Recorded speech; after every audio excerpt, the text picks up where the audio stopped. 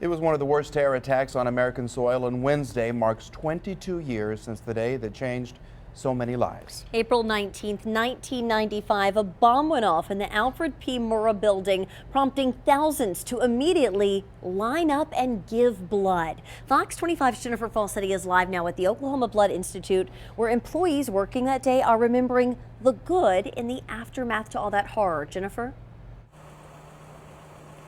Yeah, good evening, Mike and Wendy. Employees with Oklahoma Blood Institute are remembering the day that changed them nearly 22 years ago. And they say they remember that day so vividly. But what they remember most about the day was not the attack itself, but instead the amount of people that waited for hours, some even days, just to donate blood.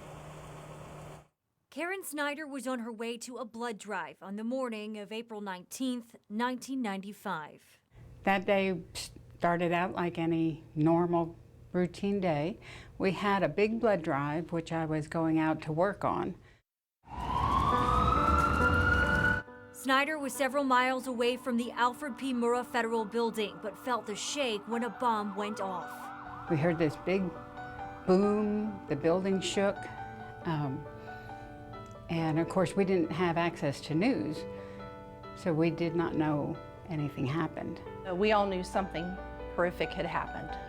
No one there knew just how horrific, that 168 people had been killed, 19 of them children. No one knew anything until a man came in needing immediate medical care. Let's go, come on man, let's go! And he had walked there from the bombing, so he started to explain what happened. So I took glass out of his hair and cleaned up his cuts. I mean, it still seemed unreal at that time. Staff at the Oklahoma Blood Institute jumped into action. They began moving blood to the major hospitals before any of the victims had been pulled from the blast site. Within 1 hour of the bombing, people began lining up to donate blood. 7,000 donors turned out in just 72 hours. Endless number of donors and patient. Oh my gosh, the patient's a joke. They stood in line for hours upon hours. People in Oklahoma, they have one of the most caring, giving hearts, and when a tragedy happens, they band together.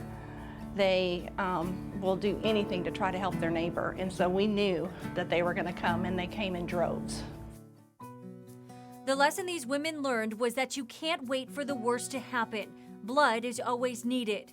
Today, this bench sits outside of the Blood Donation Center to remember those lost, specifically 47 blood donors who were killed in the blast.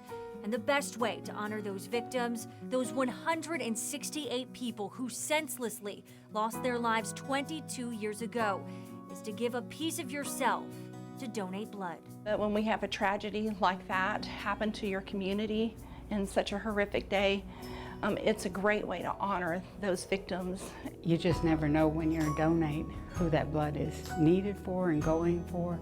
And so there's always a community need, even if we don't think of something as tragic as the bombing.